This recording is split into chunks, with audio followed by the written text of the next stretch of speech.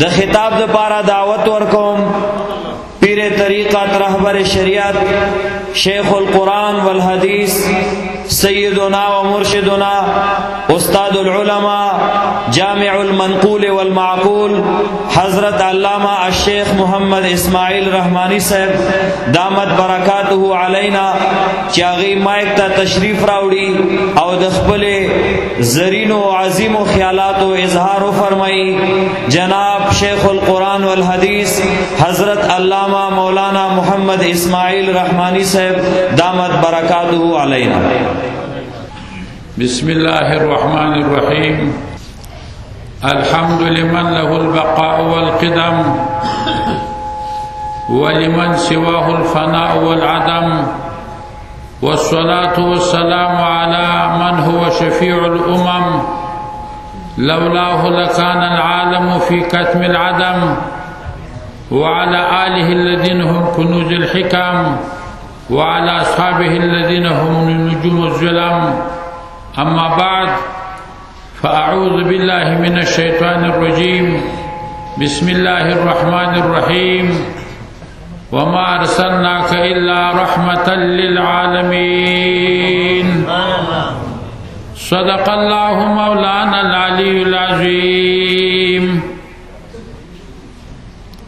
وقد قال رسول الله صلى الله عليه وسلم: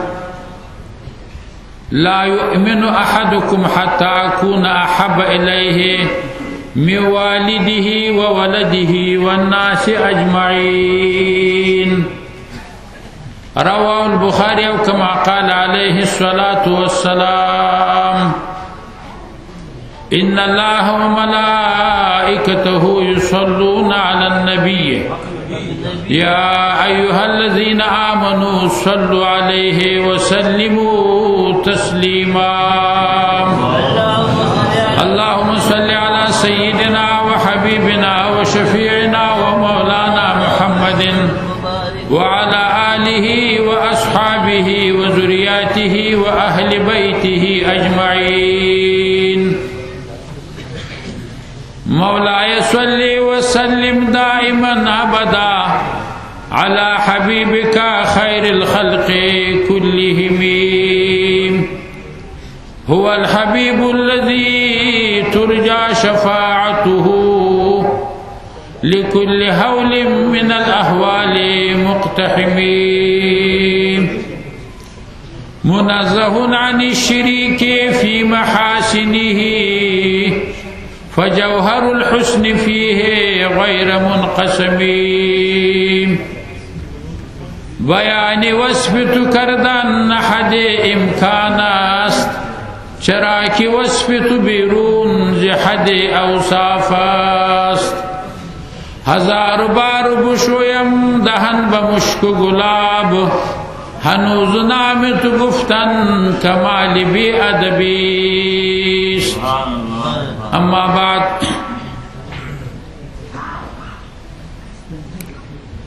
لهر څه مخکې جناب محترم مرشدنا وسيدنا وآل رسولنا صلى الله عليه وسلم حضرت باچا صاحب مبارک تا او دا ټول حاضرینو ته د عید میلاد نبی کریم صلی الله علیه وسلم مبارکی وایم. الله دې ټول ته مبارک. او لدین ورستا یو څو خبره تاسو ته کوم ورونو. اوله خبره دا چې په دې کې نه غږیږو چې دا میلاد څنګه دا ستاو که نستا، په ستوالي کې شک نستا، دا بالکل ثابت طبیعي دی کې شک نستا. ځکه دا دومره خبره واورئ چې هغه ورځ چې په هغه ورځ کې له اسمان نه خوانچه نازلیږي د عیسی علیه السلام یو معجزه کیږي، هغه ورځ عید جوړیږي تر قیامت پورې د نسواراو نو هغه ورځ چې په هغې کې حضرت رسول الله صلی الله علیه وسلم پیدا کیږي هغه به خامخا عید جوړیږي قرآن ته وګورئ همدا دلیل کافي ده اللهم انزل علينا مائدة من السماء تكون لنا عيدا لأولنا وآخرنا الآية قرآن وائی اے پروردگار عیسیٰ علیہ السلام اللہ تسوال کی اے رب کریمہ پا مقبان دل عثمان یو خوانچہ نازل کا سلا خوانچہ سنگ سی دغه ورځ د موږ لپاره عید سي د اختر ورځ سي د مخکینیو وروستنیو ټولو نسواراو لپاره د اختر ورځ نو خوانچه نازلېدل چې په دې کې یو کب او څو روټۍ وې او څه شیانو نور تفصیل نسم کولی وخت کم ده داسې نازلېږي او دا د عیسی علیه السلام لپاره یو معجزه ده او دغه ورځ د نسواراو لپاره عید ګرځي نو د قرآن دا ټکی د موږ لپاره دلیل ده چې د رسول کریم صلی الله علیه وسلم د ولادت ورځ د دې ټول امت لپاره تر قیامت عید ده نور په دې کې خبره نه کوم دا کافي ده دومره خبره ده درته کوم وروڼو چې دا تجلیل د عید میلاد نبی کریم صلی الله علیه وسلم دا څه فایده لري دو خبره درېمه خبره دا درته کوم چې زه دا وایم او پرانا د قرآن حدیث کې دا خبره کوم چې بر اسمان سے پیدا شوی ده او لاندې ځمکه پیدا شوی ده په اسمان کې څه پیدا دي او په ځمکه کې څه پیدا دي دا ټول په خاطر د رسول الله دي زما دا خبره ده بس دا دو خبره تاسو ته کوم نور با ناتخوانان هم الحمدلله ډیر دي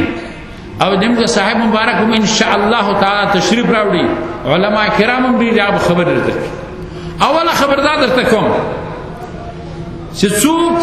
میلاد رسول کریم صلی الله علیه وسلم کوي خو دې میلاد کې دا ضرور نه ده لکه نن دلته یو جلسه جوړه شوې ده بادشاہ صاحب مبارک لوی خیرات کړی ده او په دې کې تقریرونه کیږي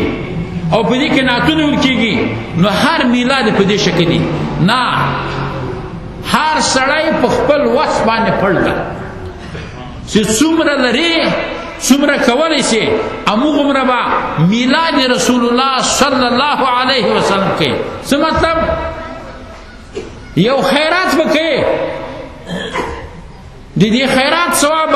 روح د رسول الله صلی الله علیه وسلم ته بخي او دا به یو تحفه او یو شکرانګي وړاندې کې حضور د پروردگار ته په دې عظیم نعمت باندې چې الله موږ ته راکړې ده چې هغه حضرت محمد مصطفی صلی الله علیه وسلم ده او بیا موږ د هغې امتیان ګرځولي سبحان الله دې ته میلاد ویل کېږي هر څوک چې څومره وس لري مشهور بزرگ مشهور عالم د بحر صغیر بر صغیر ټولو استاد مشهور عالم دین حضرت شاه ولی الله صاحب د دې پلار حضرت مولانا شیخ القرآن والحدیث عبدالرحیم صاحب د به میلاد نبی آسان څنګه کاوه ډېرې پیسې نه وي سره غنم به ورېتی کړل او دا به په ماشومانو تقسیمول وایي دا شکرانګي ده په حضور د الله تعالی کې په راتګ د رسول الله صلی الله علیه وسلم باندې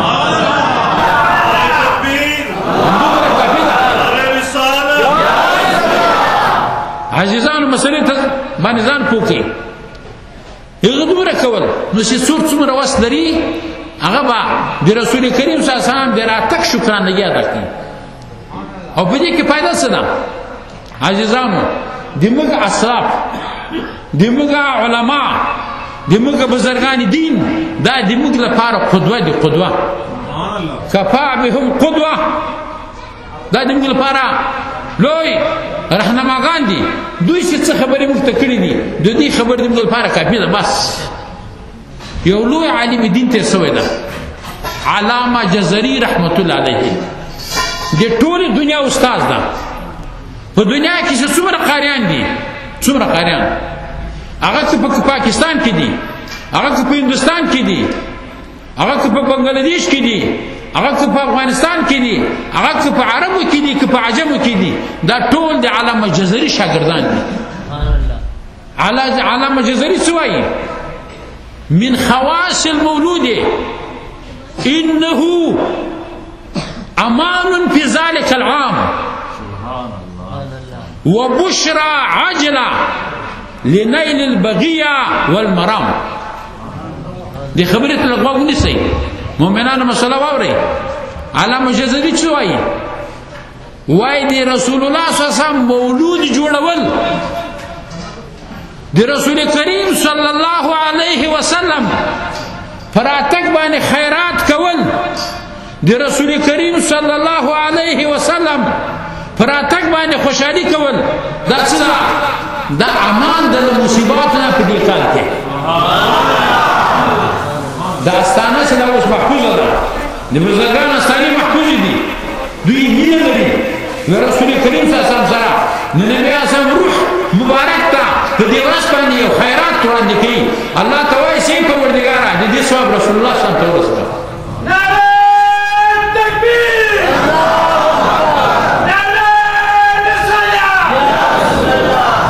عزیزانو مسله باندې واورئ،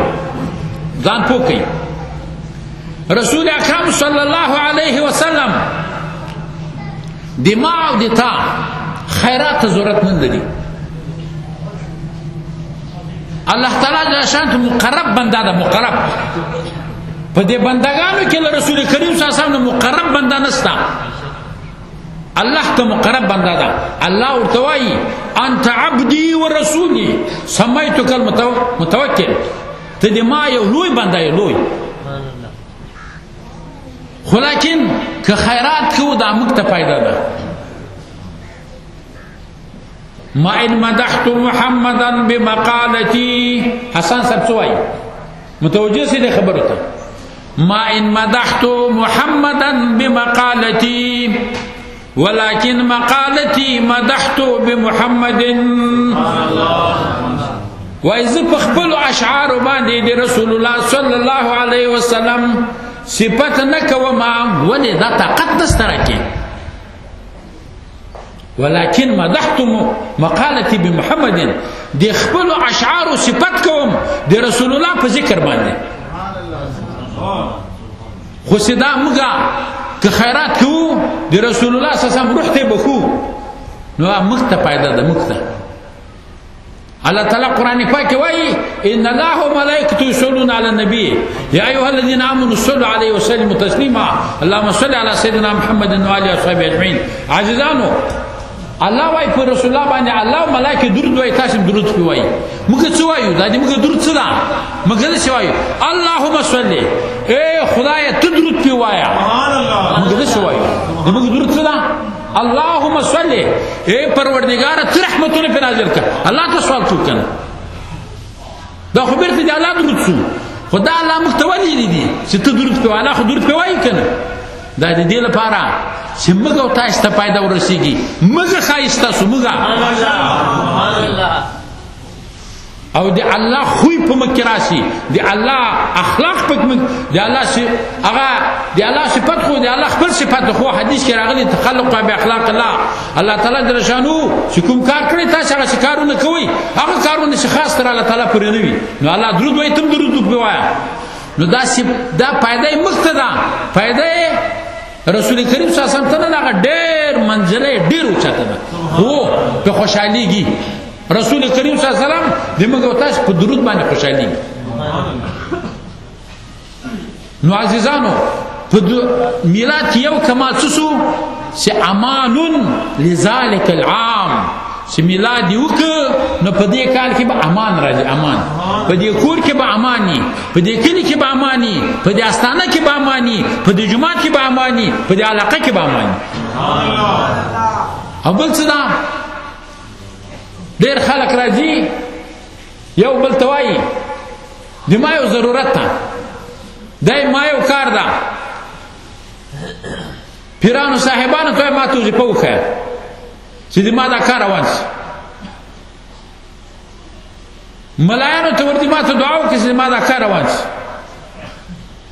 یا چېرته په دفتر کې کار بند، یو افسر ته وایي د ما دا کار وکړه. نو علامه جزري مکته یو نسخه کوي دسه نسخه کوي سدسه نسخه دا چې چاته د ان شاء الله ضرورت پیدا نشي الله بیا د دې په برکت باندې تا دا ټول کارونه کوي وبشرى عاجله وبشرى عاجله بنيل البغيه والمرام په میلاد کې څه کمال ده دا یو زیره ده زیره یو خوشحالي ده دسه خوشحالي ده عزیزانو چې د تا مطلب به زر حاصلېږي او د تا مرام و مقصد به زر حاصلېږي د میلاد په برکت باندې نو اوله دا خبره ته کوم عزیزانو چې کوشش کوئ چې تاسې په دې میاشت کې چې دا ورځ کې دا میاشت دا ضرور نه ده چې دا ورځ دي فإن جسمي وزماني وشهري ربيع في ربيع في ربيع د رسول کریم صلی الله علیه وسلم بیان څنګه کیږي نبی علیہ السلام مبارک شاعر سوئی فإن جسمي د نبی علیہ السلام ذات مبارک فإن جسمي وزماني دما زمانه نبی علیہ السلام وای وشهري دما میاشت او دما ورځ ربيع في ربيع في ربيع دا سپرلی دا پسپرلی کې دا ټول میاشت دا ټول سال ده کنه لکه مخکې مولوي صاحب علی سعدار وخت تجدیدول پکار دی نه موږ وایو یو وارې په کار کې خو یې وکړه کنه که بیا دا نه کې محبت خو سره وکړه کنه که دا نه کې بد خو مه وایه کنه حیران سړی پاتې شي بعضې کسان دي چېرته ختم سوی دی قرآن شریف دا خو لوی کار دی ښه کار دی دنیا روانه لکه چېرته روانې وای ختم د قرآن شریف دا نو څه لپاره ورځې وای چې الله اجر راکړي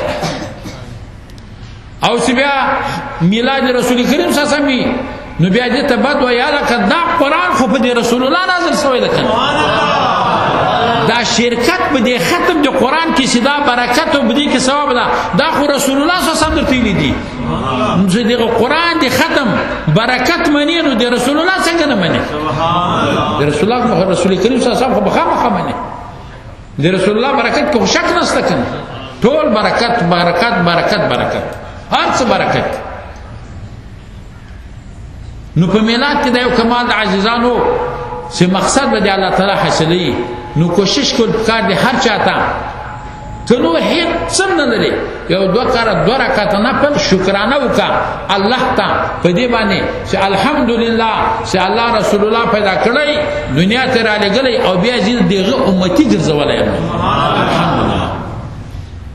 او بله خبردار د تاسو ته کوم عزیزانو چې دا ټوله دنیا چې پیدا شوې ده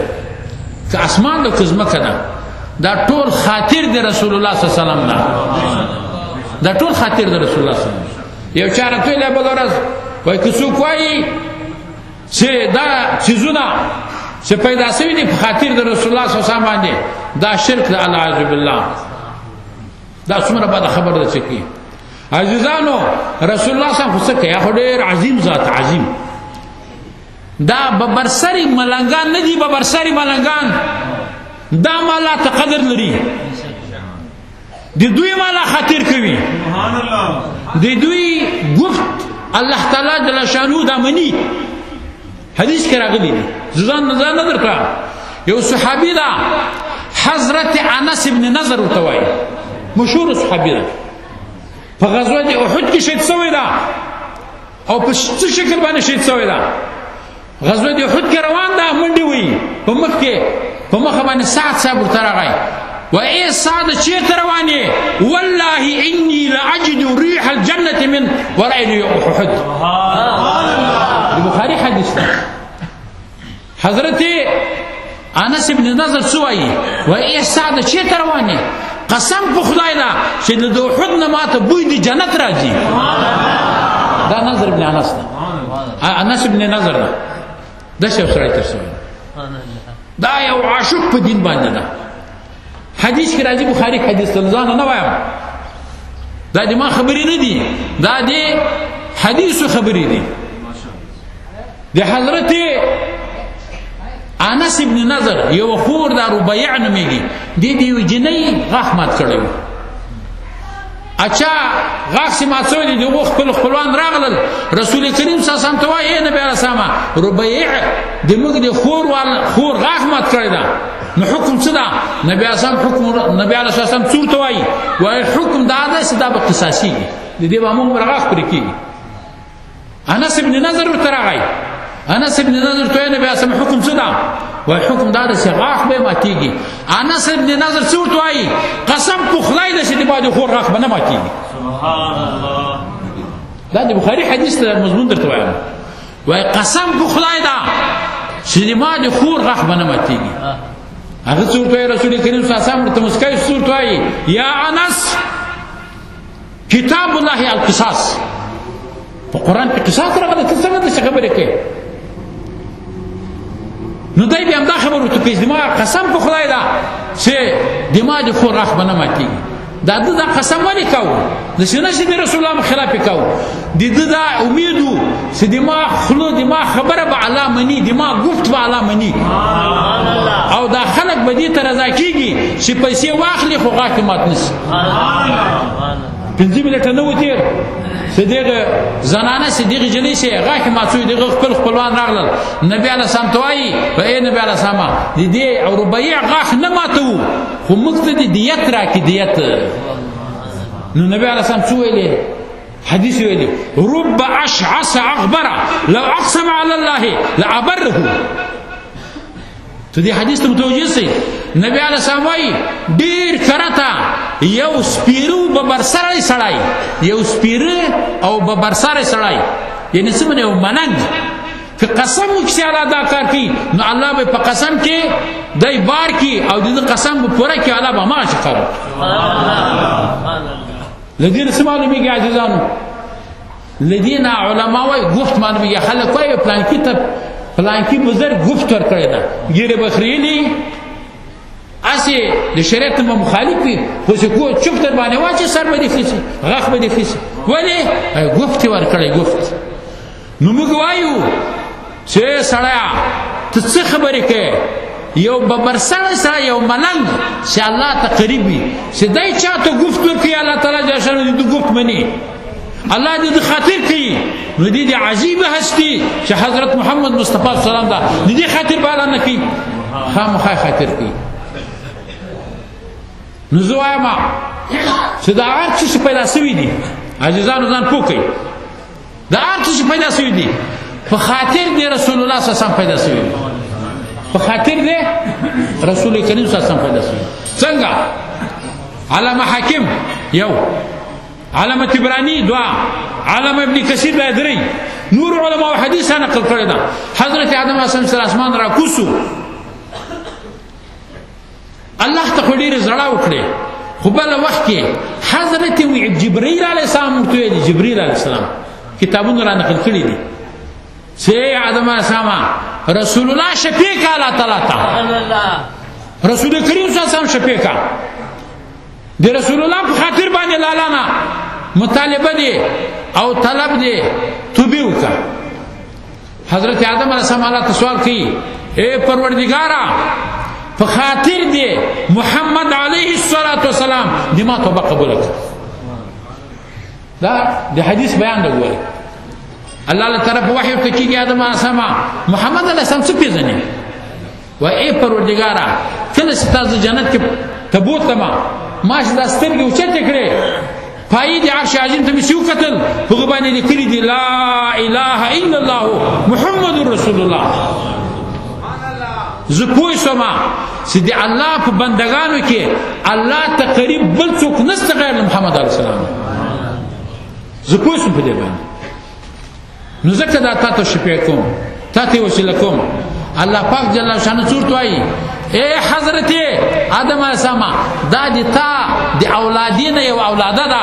دا د تا یو بهترین بچی ده لولاه لما خلقتک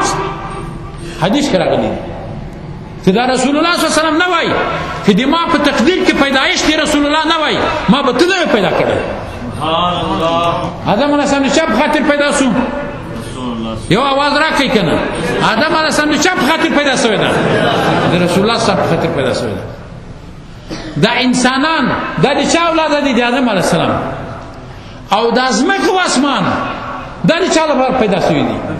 هو الذي خلق لكم ما في الارض جميعا. ګوره قرآن وایي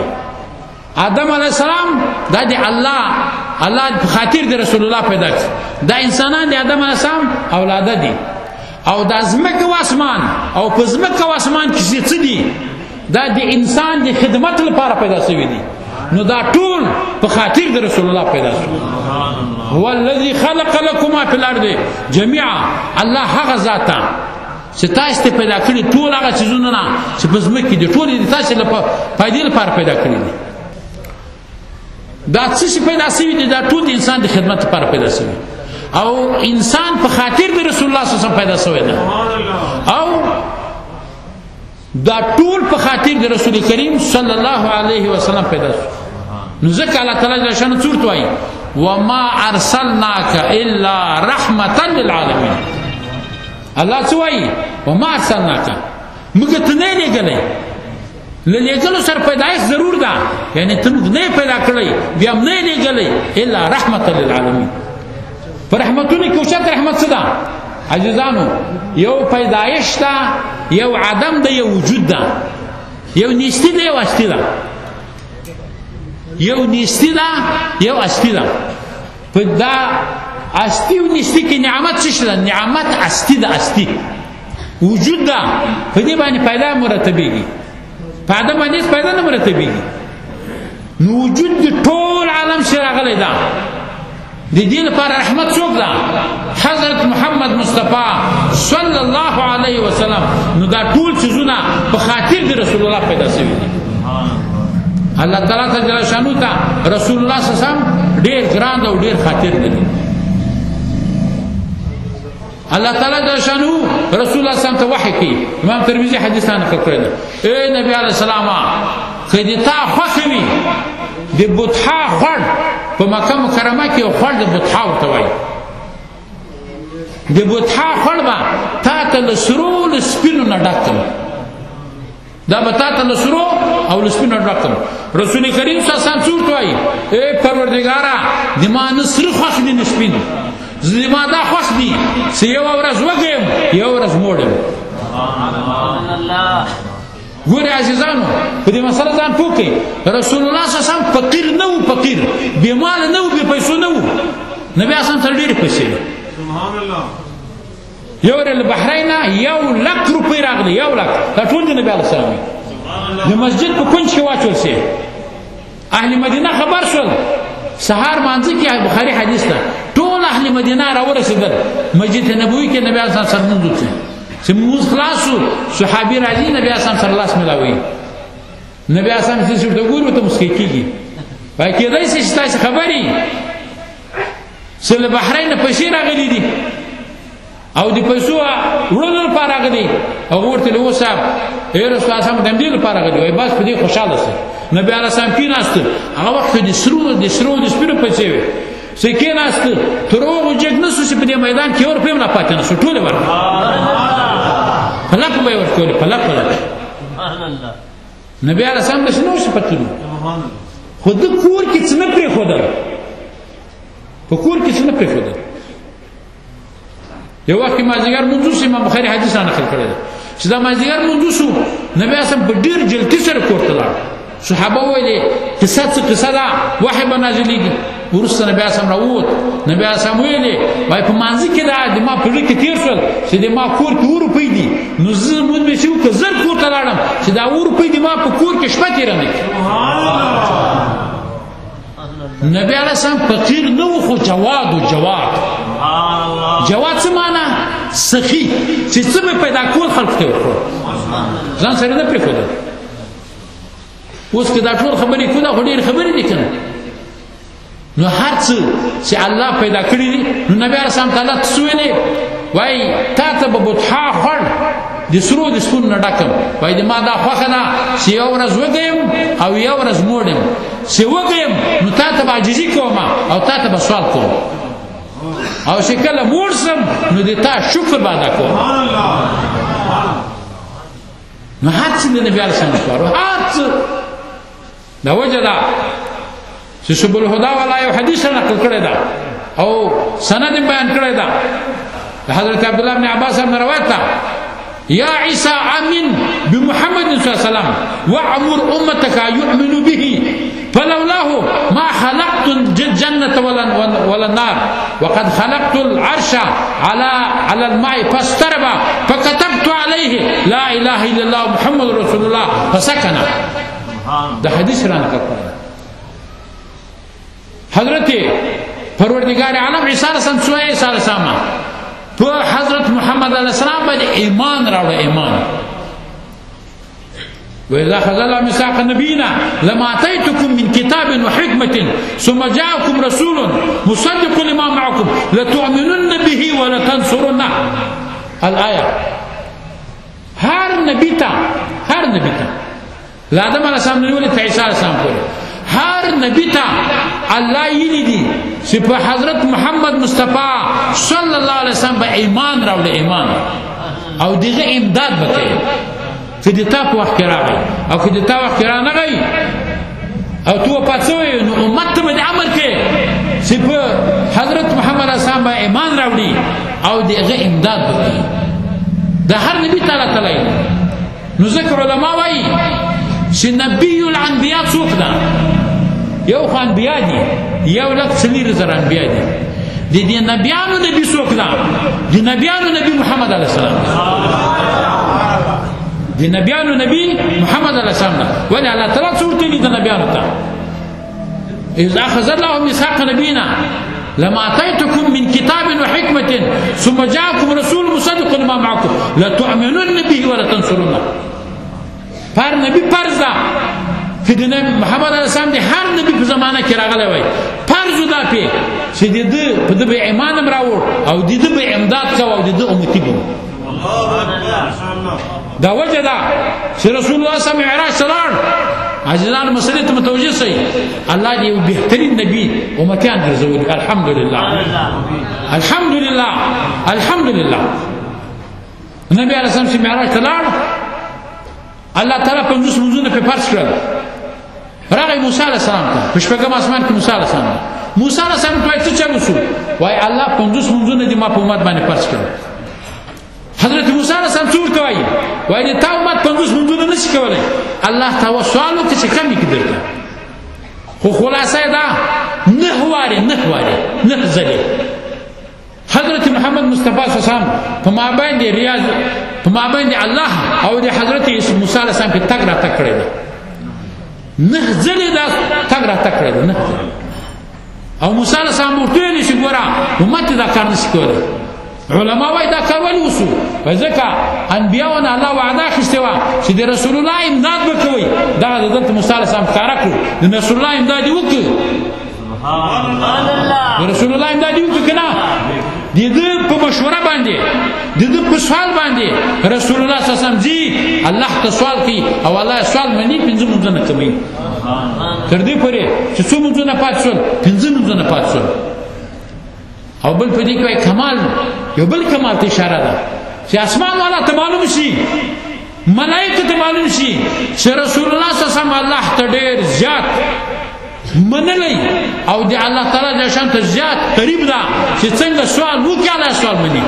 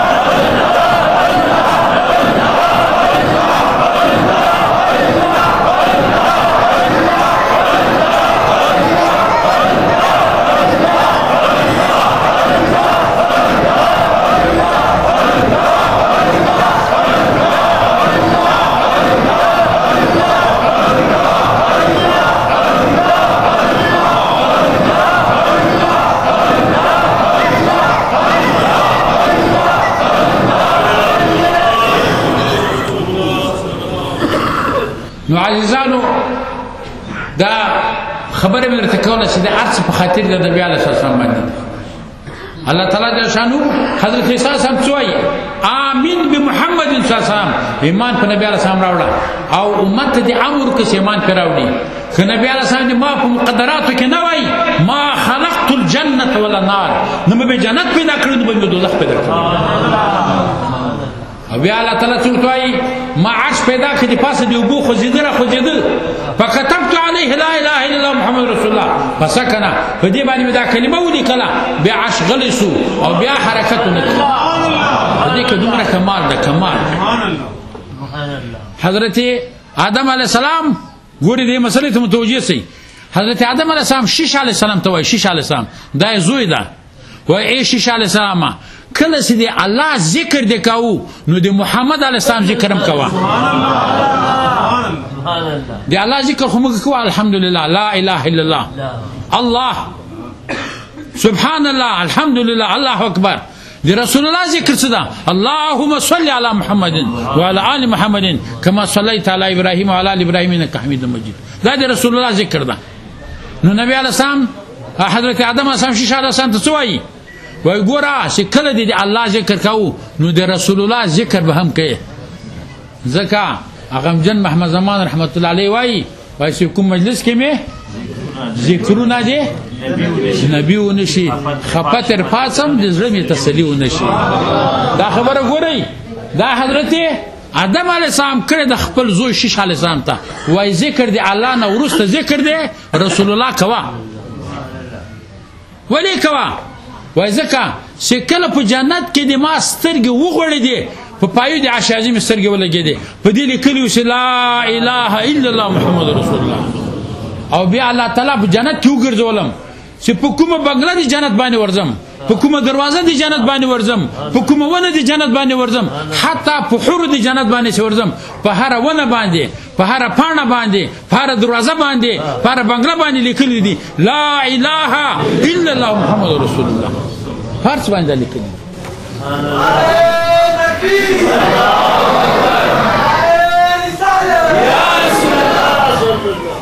نو دی رسول کریم صلی الله علیه وسلم دومره عظمت لو شان ده نو دا ارڅ چې الله پیدا کړی دي په خاطر د رسول الله پیدا کړی یو لاندې خبر درته کوم ته خبره بس کومه عزیزانو ځان پوکې دې مسله باندې په دنیا کې الله ته ډیر ناخوخه دی الله ډیر مبغوز الله ته ډیر ذلیل انسان کافر ده کافر ګوره دې خبره باندې پوک ځان پوکې په دې ټول مخلوقاتو کې له کافر نه بد شي نسته لغه سخت زناور نم دا بد ده د زناور دی بلا ورګد دي خو په دې کافرانو کې یو کافر تیر شوی ده صيغه تلکی یو قرآنی کافر یعنی په قرآن کې ذکر راغلی ده چې دا کافر د دوزخ ته بځي هغه څوک ده ابو لهب خو ابو لهب یو کار وکړ عزیزان مسله باندې ځان پوکئ چې کله حضرت رسول الله صلی الله علیه وسلم پیدا کیږي چې کله پیدا سو د دې یو منځ د صهیبه ورته وایي هغه راغی ابو لهب ته وایي ابو لهب زیره مې در باندې وراره دې پیدا سو د عبد الله صاحب زوی پیدا سو نو دا خبره شو کړه ابو لهب دا ګوت ورته د شکل اعتقتک وایزا په دې زیره کې مې ته آزاد کړ دا ابو لهب ته دا نه معلوم چې دا رسول الله صلی الله علیه وسلم خو صرف په دې باندې خوشاله سو چې د عبد الله صاحب زوی پیدا سو نو بیا څنګه چالو سو امام بخاری په جلد ثانی کتاب رضا کې یو حدیث را نقل کړی ده ابو لهب چې کله مردار شو بیا په خوب ولیدل شو چا په خوب ولید عباس صاحب ورور ده په خوب ولید ورته ابو لهب حال څنګه ده په ډېر سخت په عذاب ما خو دې دوشنبه په ورځ د پیر په ورځ د دې دوه ګوتو من نه ماته پیرا شدیره سپینې اوبه راکول کېږي او په دې باندې عذاب کمیږي نه مانه دا بخاری کې حدیث راغلی ده اوس کې چاته وایي وابیانو ته شي وایي چې دا خبره ده چې بخاری کې راغلی نه ده چې دا بیا ورته وایي دا ضعیفه ده وایي به خدای نه ویریږه هلته بخاري باندې هلته بیا نه مانې نو وايي ماته د دې دوه ګوتو نه اوبه راکول کېږي ماته عذاب اسانېږي نو ځکه یو شاعر څه وایي اذا كان هذا كافر جازمه وتبت يداه في الجحيم مخلدا وقد أتى كل يوم اثنين دائما يخفف عنه العذاب بالسرور بأحمد. سبحان الله. فما ظن بالعبد الذي كان عمره بأحمد مسرورا ومات موحدا. سبحان الله. ويا كافر صدق بديم راغله او په سورته تبتدا کې د تور ثابت شوی دی ور او دا په حدیث کې راغلی دی په خوب دی حضرت عباس صاحب کې راغلی دی سحر ورځ ورځ دی پیر باندې لدن عذاب کمیږي عذاب. نو هغه څوک هغه سړی چې هغه علی الدوام علی مش پر رسول الله صلی الله علیه وسلم خوشاله وي او ایمان پر راوړي نو لږ سر بالا څکی لږ سر بالا څکی الله به خامخا جنت ته داخل. عزیزانو یو بشارتي حدیث درته وایم اگر که وخت مې ډیر ونیو بادشاہ صاحب مبارک دا اوس نیمه ګټه خبرې دی خو دا حدیث یو بشارتي حدیث ده. امام ترمذی یو حدیث نقل کړی دا دعا بکو دا دعا چې یا الله سرن ایمانا د دنیا نه مخته انتقال راکړي په خپل وخت بشیر دا دعا کوي خو چې آخرت ته لاړی او قیامت ته لاړی د دې حدیث په تقاضا باندې ان شاء الله ټول به حساب او کتابه جنت ته ځو. رسول کریم صلی الله علیه وسلم وایي وعدني ربي ان يدخل من امتي 70,000 بلا حساب ولا عذاب ومع كل 1000 70,000 و3 حصيات من حصيات ربي. حدیث متوجه سي رسول الله صلی الله علیه وسلم ما سره الله وعده کړی دا وعده سدتا او یا زر امتیان با بی حساب کتاب جنت داخل. دا خطر نچا دا شا خطر دا رسول الله خطر دا سی بی حساب کتاب جنت داخلی نو دا دنیا آسمان سی دی دا بی دی دو خطر نا پیدا کی. اب یا صورت وائی ومعا کل 1070,000 لہر زر سرباویا زر نور داخل ہو. اب یا صورت وائی وثلاث حصيات من حصيات ربي دري لپی کسان په لپو دی علاوه دا به حساب کتاب له دی امت جنت دی الله لپو وسنګ لپی دا اسمان زمکه دا اسمانونو زمکه چې زر دومره نور اسمانونو زمکه شي دی الله په لپو کې جایږي راځي. نو د دې حدیث چې دا حدیث امام ترمذی را نقل کړی صحیح حدیث ده. دا حدیث مولید طالبانو ته مې طالبانو خوشاله سي صرف دا وای صرف دا چې خدایا ایمان مخرفه او په دې کلمه ذلقدن کې لا اله الا محمد رسول الله نیمه استاد الله دی وکي الله دې جنت ورکي هغه وای صرف دغه بدايه دي وای طالبانو صرف دا دعا کوي چې خدای دې ایمان خرابي سره ایمان دې خدای وفات راکی چې آخرت تلاړو بیا رسول الله د روز خبرم نشته بیا. نو عزیزانو دا ټول خاطر د رسول الله ده چې په خاطر د رسول الله باندې یو کافر نه عذاب کمیږي په خاطر د رسول الله باندې به حساب او کتاب جنت دخول راځي په خاطر د رسول الله باندې یو سړی له حقدار د دوزخ نه راپس کیږي نو په خاطر د رسول الله باندې دا اسمان نوم پیدا کیږي دا جنت به دا زمکه هم پیدا کیږي دا ارث و د په خاطر باندې پیدا کیږي. دې کیس خبرم نشته. الله تعالی ته رسول الله صلی الله علیه وسلم ډیر ګران دا او الله ته ډیر محبوب دا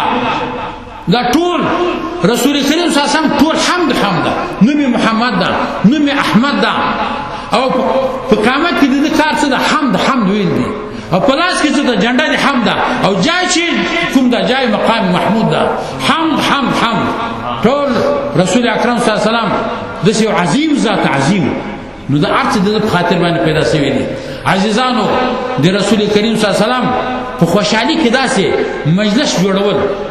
خو داسې مجلس شي چې په دې کې تلاوت کیږي په دې کې نعت کیږي په دې کې د قران او سنت ذکر کیږي دې په استحباب کې هیڅ شک نشته او دا دې باندې څه کار کیږي دا سبب کیږي لپاره دی زیات مینې له رسول الله صلی الله علیه وسلم او چې چا مینه له نبی اسلام سره زیات شي نو دا به صحیح مؤمن جوړ شي. لا يؤمن احدكم حتى اكون احب اليه من والده وولده والناس اجمعين. عزیزانو دا څو خبرې مې تاسو ته وکړې الله جل شانو دې ما ته په ویلو او تاسو په اورېدلو باندې ډېر اجر راکړي او دا دعا وکړئ چې رب کریمه